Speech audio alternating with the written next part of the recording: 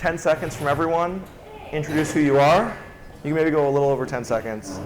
And then we'll get to another question after that. So let's go from right to left. Ray, get us started here. Well, this is cool, 10 seconds. So he's making a VC do an elevator pitch to a room in 10 seconds or less. Okay, so my name is Ray Sharma. I'm from Toronto. I run Extreme Venture Partners. It's a seed stage venture fund. We've done 120 deals or so across 3 funds. I just launched a fund in Africa. How about that? Great job. Jasmine. Really not good at speaking fast, but I'll try. Jasmine, I manage the digital asset strategy at Recharge Capital. I used to run the asset management business at BlockFi, and before that, I worked in traditional hedge fund and private equity funds. And I just moved from Los Angeles to New York 3 weeks ago. Yeah. Welcome to New York. The new resident. My name is Mike. My name is Mike Hennessey, Silicon Valley veteran. Been there 30 years.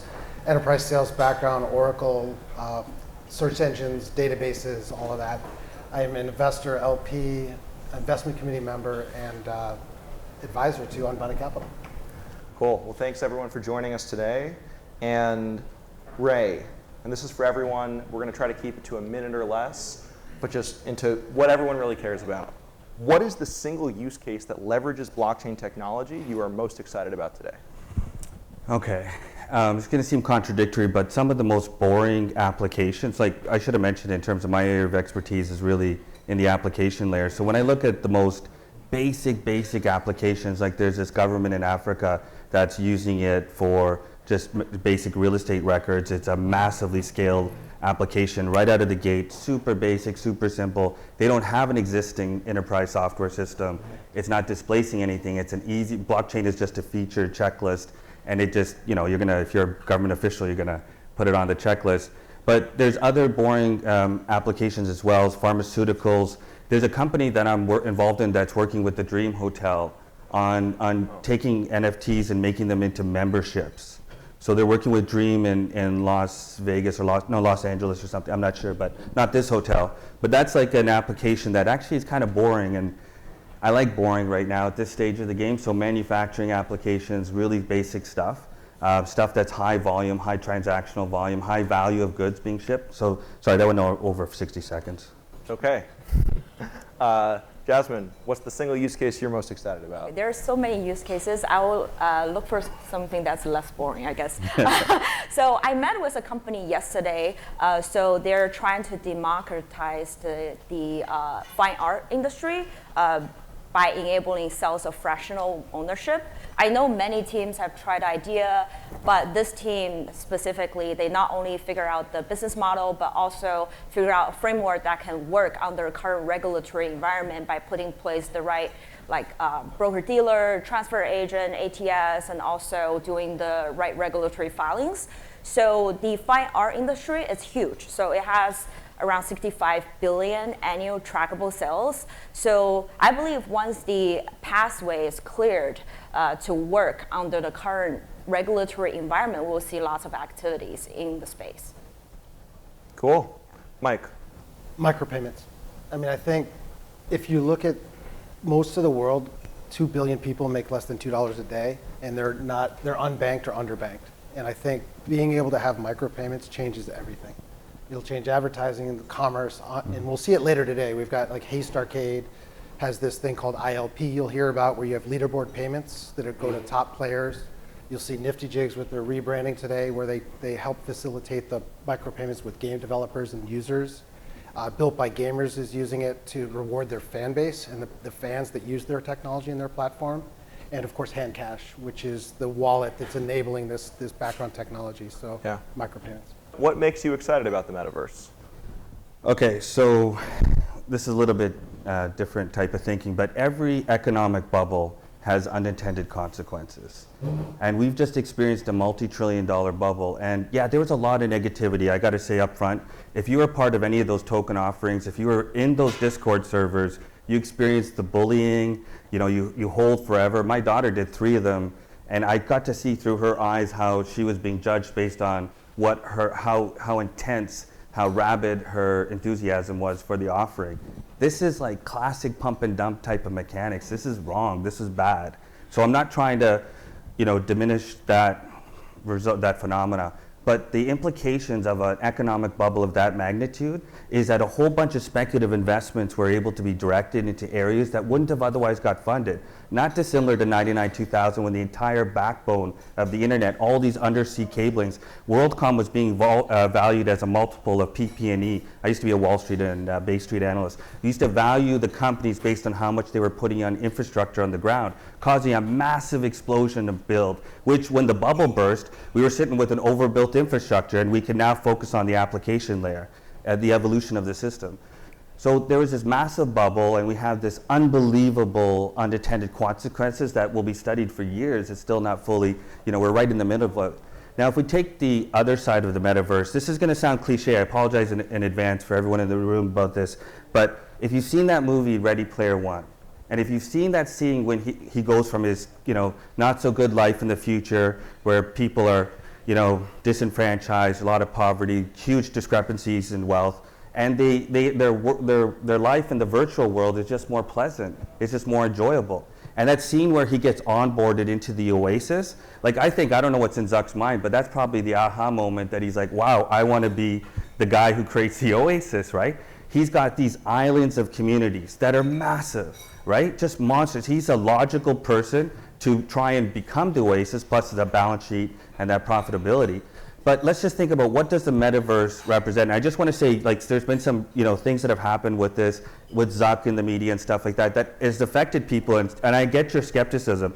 I'm thinking the next several years out. I'm thinking venture funds, just like they're being dedicated to space applications and space startups, there will be many, many venture funds dedicated to this, because in the metaverse, what I foresee is that basically everything we see in the real world that is of value when it comes to time or economic value will migrate to the virtual world, the metaverse. But the problem is we have these disconnected islands, these different experiences. You got Fortnite over here, you got Second Life over there, you got Instagram over here. These are islands of communities. How do you connect it? See, the thing that Nintendo did through massive success with their platforms is with that character, that Wii character, you have the same avatar, you got virtual goods that are translating between experiences. Now, extrapolate that times 1 billion, and that's sort of what we need, is we need all our virtual goods to follow us. We need to be able to have the avatar in different types of experiences. And that means that there's an amazing opportunity to rebuild all those significant things of value into the metaverse. Now again, there's a platform issue, a lot of issues, there's islands of connectivity. I think that's what the investment thesis is behind what they're trying to do over there. So I apologize for the cliche aspect of this, but what I'm really trying to say is that everything in the real world is going to be either replicated or will live independently in this meta world. And what will happen is sometimes the two worlds will have cause and effect, and in some cases people will live independently. And I'm not a big guy on social and stuff, so I'm not trying to say, yeah, this is great for society, let's go live in a virtual world, this is awesome. But come on, let's just think about it. Think about the normal distribution curve of our global population and what people are experiencing outside of this room, outside of Manhattan. This is a bubble in itself, right? And so when you think about it in the context of that movie and what was kind of being the vision there, that if you've never seen the movie, please do. If you don't want to watch the movie, I'll tell you the 4.5-minute clip. That's all you need to see is that onboarding point to the metaverse and how the islands of experiences connect. And Ray, are there any examples or maybe one that stands out to you of a company building a metaverse or building on a metaverse that you're excited about? Well, I think a lot of people in this room, they're all looking at these different picks and tool shovels type of investments that'll be little aspects of the metaverse. And then there's some bigger plays, these platform plays like Meta, even things that are coming out soon that will cross many, many different systems. The problem with this whole thing is that the investment thesis, that's why I said the venture funds will be in 2-3 years, because it's still kind of being sorted out, these investment opportunities. In Canada, we have Ethereum, right? We have, I'm not best friends with Vitalik, but I know his dad. I had lunch with him. We have a lot of cool stuff happening up in Toronto. It's so you could easily make a lot of claims. BSV is doing amazing things, but those are what come to mind. Cool. And before moving on the topic, Mike or Jasmine, do either of you have a company that's building something in the metaverse or building a metaverse that you're excited about? For us, we're not specifically focused on Metaverse, but definitely in DeFi. So our Omakase labs are building solutions to make the space more accessible, and also tools that to make the user experience more frictionless, and also to kind of do complex transactions. That also powers a lot of activity in the Metaverse. Yeah. Yeah, so it's a good segue. I was going to ask you about, DeFi, and what, if you had to communicate to the audience, makes you so excited about DeFi that you're spending your time and energy as the general partner at Recharge? Yeah, it's interesting Zach asked me the question because we're a very engineer-heavy team, and most of our developers came from SushiSwap, so they've been in the DeFi space for a very long time. So actually nowadays, when you look at the DeFi technology itself, it can do anything that we see in the traditional financial services system.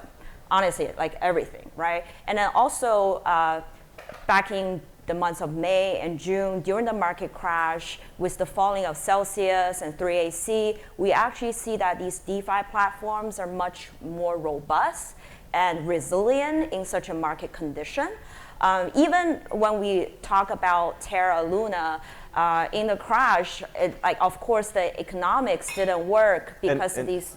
Not everyone here might not know about Terra and Luna. Do you want to just give them a little background on what happened? Yeah, it's so Terra is a blockchain, and it's famous for this algorithm stablecoin UST. So instead of backed by fiat currency or security, it's backed by its native token called Luna. So when the market's great, it's great. It kind of powers each other. But once the stablecoin loses pack, and it caused the aggressive inflation of the Luna token. So basically, people, if you look at this as a super Ponzi, then everyone's racing out the door at the moment. So when you look at the crash, of course the economics didn't work because the fundamental flaw of algorithm stable coin, but the technology is actually good. So when I talk to a lot of traders, arbitrageurs, they can trade smoothly all the way down to zero, and the system's fast. So it's very funny because when you talk about the technology itself, it's good, right? Of course, I'm very excited to be part of the force to make this environment more mature, and so that people can do activities with more like safety protection, understanding more of the underlying risk behind it, and also this whole system just needs better infrastructure. And so specifically, what is like the one opportunity, company, or protocol that you're most excited about today in DeFi? So I'll have to say that's something we're working on ourselves. It's called Operator. So it is to enable users to interact directly with smart contract. So it's kind of a universal interface. Not many people directly interact with smart contract. They all go to these centralized financial institutions. So in future state, we hope that once you tap into your, put in your credit card, debit card information, then you can easily move US dollar to the DeFi space and do complex transactions. Okay, thank you, Jasmine. So Mike, what was it initially that made you focus so much of your time on startups leveraging blockchain? Tell us the story. Yeah, I mean, I feel sort of silly because I should have figured this out earlier. I mean, the first time I learned about Bitcoin was 2012, and it took me 3 to 4 years to understand this concept. And when you're in New York and you talk to investors, they tend to think about investing and hedge and the stock market. They think about fiat currencies. So all the conversations around what is Bitcoin? Is it any of these things? All of these things? But what I finally realized, it's not any of those things. What it really is a second coming of an internet protocol. So during the first internet phase, I've been in Silicon Valley for 3 decades. I sold white label search and commerce solutions to Fortune 500 companies. And what I realized is the first internet wave was really just websites connected to each other through hardware, Ethernet, and software layers that shared information. So you just went to a website and you gathered information, you learned about a topic, you went to another website. Today, what the blockchain does is it provides that same utility, but it also includes identity and payments built into it. So really what blockchain, and people call it different things, but blockchains, tokens, the combination of those things together, that ecosystem, really what it is a more advanced internet that enables us to do things on a global scale, quicker, faster, with trust and identity all built in. So when I realized that this looked a lot like the internet, and I saw the Ciscos, the Stratacoms had to come in, they provided all these solutions to telcos. It was only when those infrastructures were built out that we had the Yahoos come in. And so then mobile and obviously Facebook, and Google came on top of that. The same thing's happening today in the blockchain sphere. And the reason that I get so excited about this is I'm seeing, this is like watching a sequel to a movie, but I think that this current incarnation of blockchain and these protocols, these use cases, will change everything. It'll change advertising on the web, it'll change payments on the web, it will include micropayments, it will include all sorts of things, cross-border payments. So the application is so broad that it's hard to define, but what I'm realizing is that really this is just a better version of the internet, and it will make the previous boom of internet technologies look like a child's toy. So Mike, you for Unbounded, you made lots of angel investments, venture LP investments. What are the major differences you see in the founders that are using blockchain in some way versus those that don't? Well, I'll be the first one, people that know me say I'm a straight talker. I'll be the first one to say, if you're using blockchain just to raise money and get a higher valuation, or you think it's a buzzy word, don't. There are businesses out there that don't need a blockchain solution. There are those that do.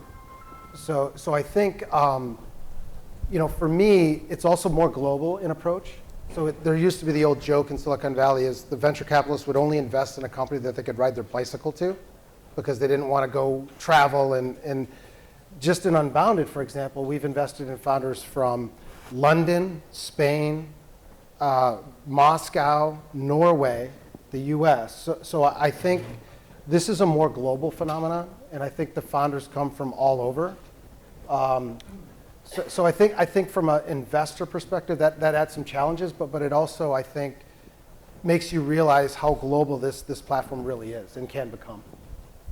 So Jasmine, to you, what are the main differences of investing in early stage tokens versus early stage companies? I would say token investments are more dynamic, more versatile, but also can be very risky as well. So when you look at the traditional equity investment in VC, you focus on the fundamental kind of value creation, value capture of the business. It's more of a ownership play. But when you look at token investment, it has everything, all of that factors, but also added liquidity management on the top. So it is pretty tricky with the lockup period and also timing the market for an exit because you don't want to hold a token for a round trip to the moon and back, right? So it is also like the underlying tokenomics can be very complex. So it requires investors to have a lot more technology, just technical background to even be able to evaluate it.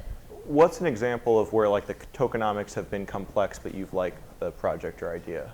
I would say, well, I really don't want to name any projects, but I would say I rely heavily on our engineer team to look at the tokenomics. So we're pretty lucky that we're very engineer-heavy fund. So, but sometimes even for me, I'm from the traditional finance background. To me, like two DACs could just look the same and have the same similar business model, but behind it, it's set up very differently. And what are tokenomics for those in the room that haven't heard that term before? I would say the economics model of Okay. how token works with the economic interests of the business, how to work with the equity shares, yeah. Ray, have you made any crypto investments yourself? Yes. So how would you describe those investments between investing in crypto versus like startups using blockchain? Well, when you asked me this question before about the specific names, like that's the reason I said the picks and tool shovels is that there's right now this sort of environment of unit economics is like all the rage on the street, right? It's been going on for a year or 2 years. We need to be able to analyze the unit economics on a cohort basis, look at it from a demographic basis, look at it on an activity basis, right? So when we look at that sort of situation, if we look at it from that perspective, the companies that require a lot of capital that, are going to require like, many, many years to get to positive unit economics, those are the ones that will be the big plays that are the answer to your earlier question, but they're still to be determined because right now we're in a different type of part of the cycle. So yeah, there's a whole bunch of little investments here and there that are amazing. And in Toronto, because of a lot of the stuff we're doing in mathematics, the Fields Institute, which is that Goodwill Hunting movie, is in Toronto and stuff. So we're doing a lot of really interesting things up there. So I don't know if that answered the question particularly, but. So if you could just speak more to, so you've made crypto investments, you've made company investments in startups that are using blockchain. What do you see those differences as? What we want is we want liquidity. We want there to be liquidity on both sides of the chain. We want there to be some sort of, inherent things that have to do with brand, right? You know what I mean? We just want to execute our application. Whatever is the right chain for it, we don't care. We'll support all the chains. In IP version 6, when they start, when that gets rolled out in critical mass, you'll start seeing the support for all the chains, right? So, those are the things we look for. We look for, the activity on the network, the basic things like the amount of application developers, how many new apps came out per year. Those things are researchable, right?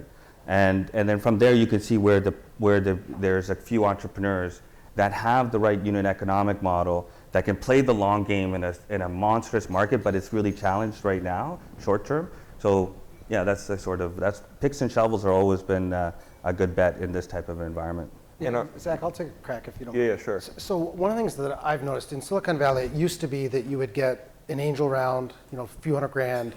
You'd raise a seed round, it was $1 million to $3 million. You'd raise a Series A that, these numbers keep creeping up, but that was 5, 10, 20 million. And so each one of those investment tranches in a company takes up, you're giving away some equity from an entrepreneur perspective. With the tokens, and I'm not suggesting this is the right method, but crypto entrepreneurs had access to liquidity earlier in that cycle. Mm-hmm. So there were certain situations where maybe they only raised a friend and family round, or maybe they only raised a small seed, and all of a sudden their companies were worth $100 million plus because of the liquidity from a token. Mm-hmm. And what ended up happening is they retained more of the ownership of the company. Some of them set up foundations that were akin or a side mm-hmm. of that capital table. So what it ended up doing is providing more liquidity to the founders. They could skip one of these tranches, but you also have to be careful because these are balance sheet transactions, mm-hmm. and if the coin crashes, they could find themselves in a worse situation. Yeah. But I think it made a little bit of the traditional path of raising along a little lumpier and a little distinct. Yeah. With non-crypto companies, that was never a concern. And the one thing about tokens is that the tokens are evolving to have some sort of utility value, right? Mm-hmm. And the utility value now, I was on the plane down here with a guy who was a partner at Polychain. He's got his own fund. He's one of my old associates, right? And there's a new token offering that's coming that will be a venture fund, right? So you can have a net asset value. You could have a derivative value to the economics mm-hmm. of the token. Mm-hmm. So disk storage, processing power, all these things have tangible value. And so art is great. Like I was on the board of our National Museum, ROM, for 6 years. Art's amazing, but it's a really strange world. Like how do you value art? The vast majority of the development now and the here and now in terms of the token side is things that actually have real utility, Okay.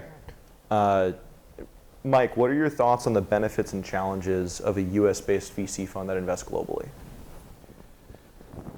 I mean, the mechanics of it, obviously, the laws, there's some legal things that have to happen, especially for follow-on investors in the Valley. They want to see a deal that looks a certain way in a structure that is set up a certain way. And sometimes international entrepreneurs don't understand that.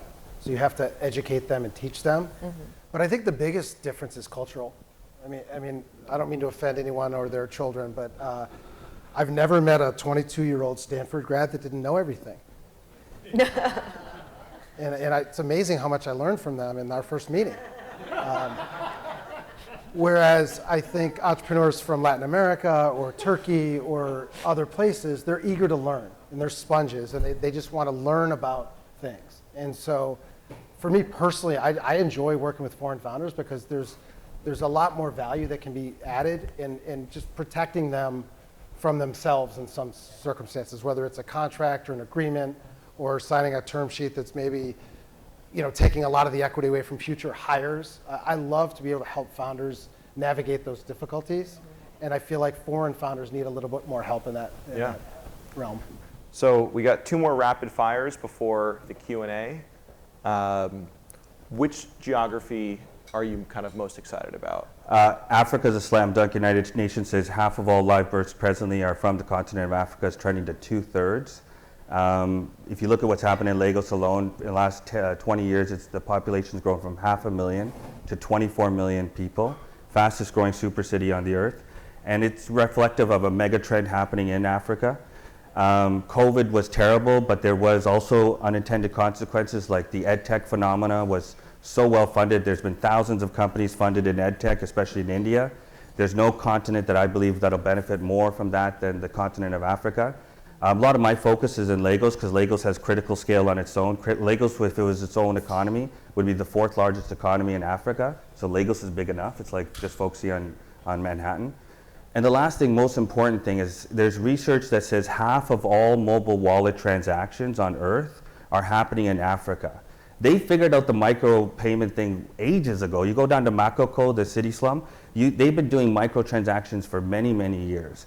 And one of the implications of them having so much experience and all this stuff is like, do you remember when there was a time when the Chinese messaging systems were sort of playing catch up to all the major systems like WhatsApp, and then next thing you know, WeChat has payment integrated and you're doing games. I think inevitably that's what we're going to see on the continent, is that just by virtue of experience and serendipity, that we're going to go from being, sort of whatever it is now to being the leading innovators when it comes to that. So sorry, that was a... Jasmine, which geography are you most excited about? Oh, okay. So I'm cheating if I say I think DeFi is its own nation. That would be cheating. It really doesn't matter for us, but I'm a big fan of Africa as well. I just took a trip 2 months ago to Rwanda and Uganda, so definitely cool. Big on Africa. Are you working with any African startups right now? Not at the moment, okay. But hopefully we'll have opportunity to work with them in the future. Cool. Mike? Having spent the last 20 years in Brazil and Mexico and Argentina and seeing them grow, I'm going to say Vietnam. Vietnam. I think what Southeast Asia, I think, so I see a lot of parallels, and I've always said this, that entrepreneurs from Cleveland, Ohio are very similar to entrepreneurs from Santiago, Chile. Anyone that's not in Silicon Valley outside of that vortex, they behave in similar ways. So what I'm looking for is countries where the demography and the geography and the age group is growing rapidly, and I think Vietnam, Malaysia, India are all going to go through, in Pakistan as well, are all going to go through these same growth spurts that we saw in Brazil over the last decade. Okay, one last rapid fire question before Avery will come around with the mic and we'll have a Q&A. So Ray, what is one prediction you have about the future of blockchain that you think most people in the space do not share? Man, this is supposed to be a rapid fire answer to. I'm already running out of time. It's okay. Let me think about that one for a second. Come back. Okay. I can give it a try. I think most people don't share. I would say blockchain isn't always the answer.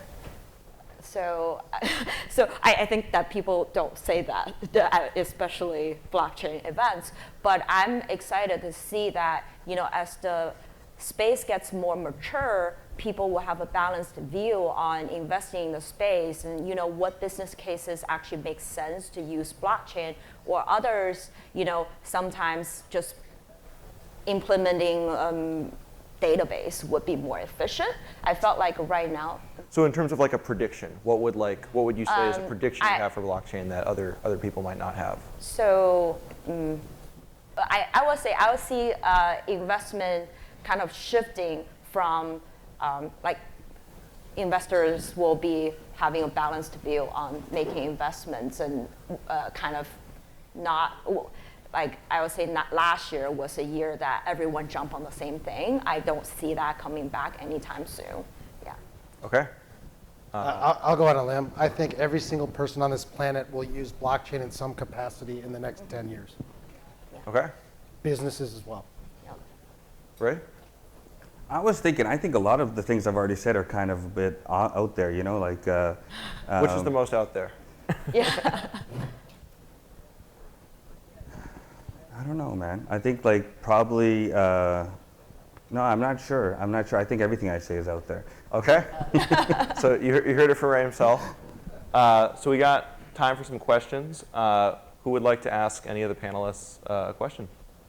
I heard you guys collectively say things like picks and shovels. I usually call it rope, right? The rope behind that can tie up a bundle of sticks. What may be an area for entrepreneurs in the room or who watch or hear in that rope or pick and shovel where you're not invested today, but you do see an opportunity? I think I could do a 2 for 1. I could maybe give you a partial answer and hit that one too. Great, 2 for 1. Like the BSV guys have done an amazing job in terms of thought leadership when it comes to IP version 6. If you've seen some of the stuff they put out there, like I wrote a research report when I was at Credit Suisse many an age ago about IP version 6.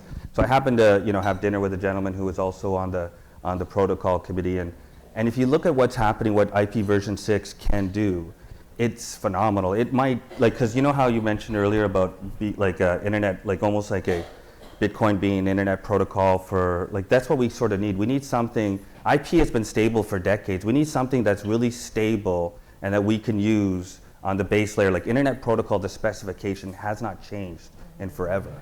And it wasn't necessarily the best technical answer because there was things like asynchronous transfer mode and there's other competing network solutions back then.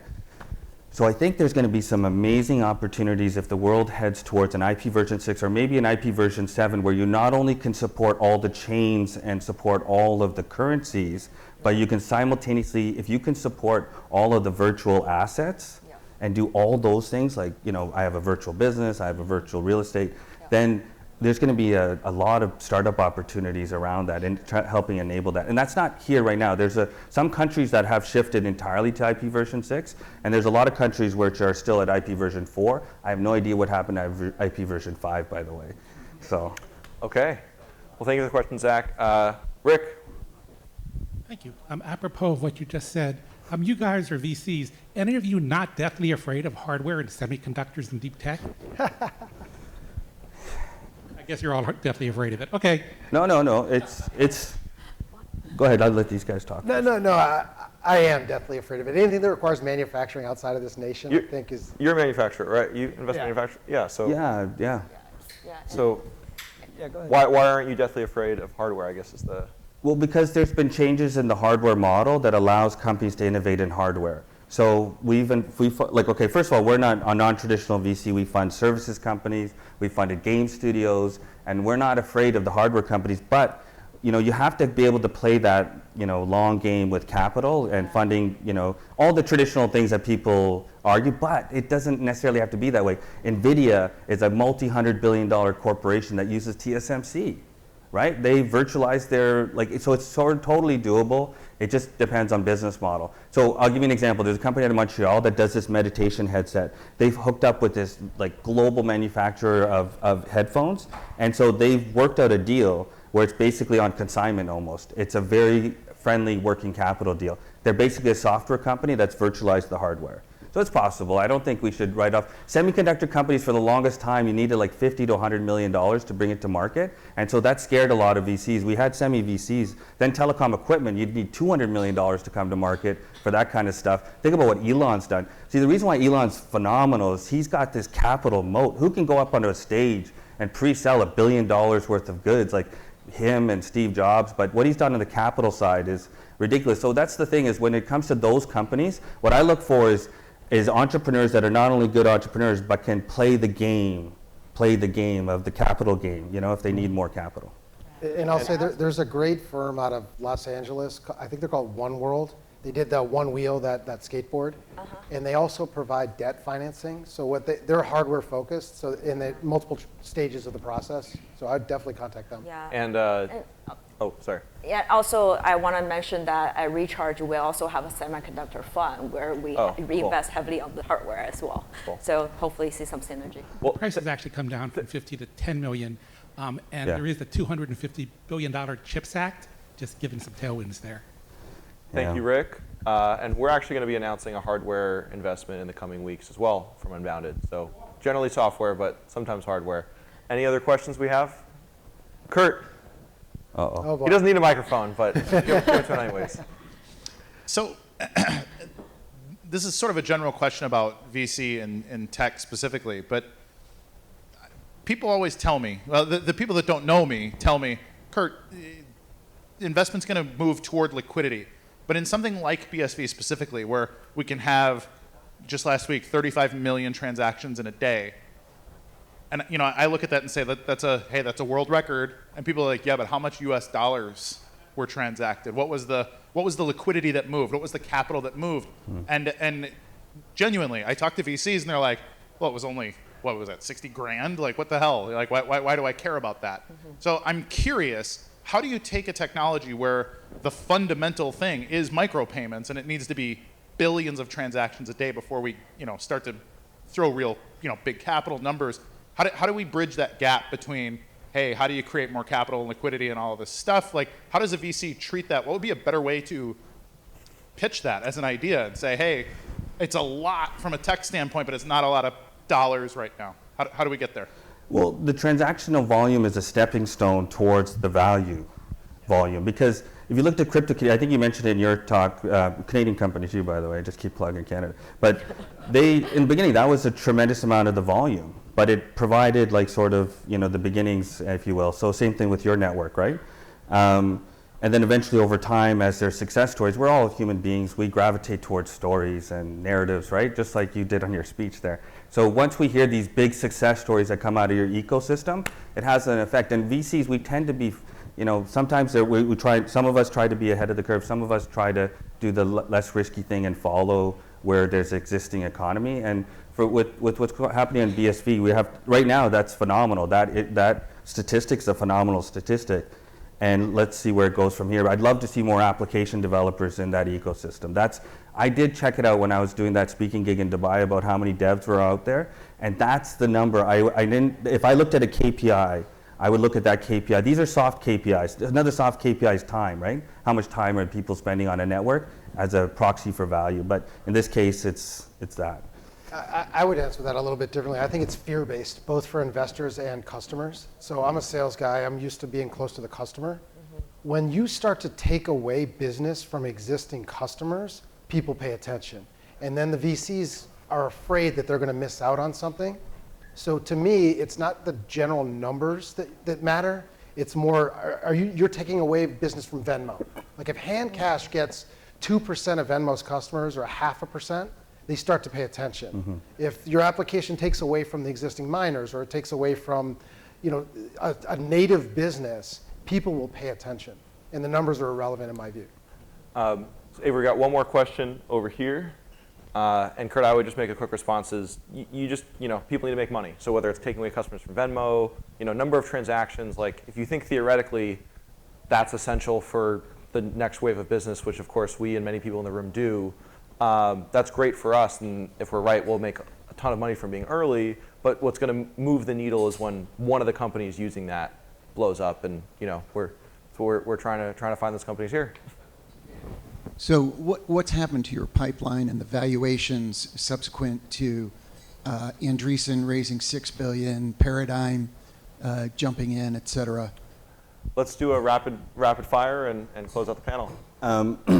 At the seed level and the pre-seed level, the valuations are remarkably stable over, like I've been doing it for 15 years now, so it's remarkably stable, even market crashes and big market hypes. The total dollar values tend to go up, but I'd say that seed valuation, the deals are just getting harder to get done. The deal volume has slowed considerably in terms of transactions, and there's a bit of a backup happening where there's a pecking order now. Like when I was on the sell side, 6-month time period in which there's no IPOs, you got a huge backlog of transactions. And even if someone was there first, you're going to get prioritized on what deal sells for easiest, right? So, but in the seed world, valuations continue to be pretty stable. Just deals are harder to get done. For DeFi early stage investment, I would say the valuation did adjust and we see the numbers going down, which is good for investors. It's like last summer, you might see founders pitching with 100 million valuation without even having a product. So this is definitely a healthy adjustment in our space. Yeah. Yeah, and you have to remember, venture capitalists only make money two ways: if your company goes public or it gets acquired. So I look at it at the end and back up. The IPO market is severely affected. And I think if that rolls down, we've got a little bit of a time lag because the average J-curve is like 7-9 years for a company to grow. But I'm definitely seeing lower valuations, except for the super hot companies, it's not mattering. But for overall, 20-30% down from where it was. Yeah, this has definitely been the best time that we've seen out Unbounded in terms of risk reward for early stage companies in the space. There's one other thing, Zach. There's this guy who's maybe the all-time greatest Wall Street sell-side tech analyst. He did an analysis on the highest correlation coefficient with valuation across all financial metrics. And what he found was the highest correlation coefficient is contribution margin. So it was contribution margin number 1, gross margin number 2, sales growth number 3. But the correlation, what contribution margin is your gross margin less your cost of sales, or less your cost of user acquisition, sorry. So if in up markets, down markets, any markets, that's the highest thing to maximize if you really want to maximize valuation. Let's give a hand for our venture panelists right here. Ray, Jasmine, Mike, thank you.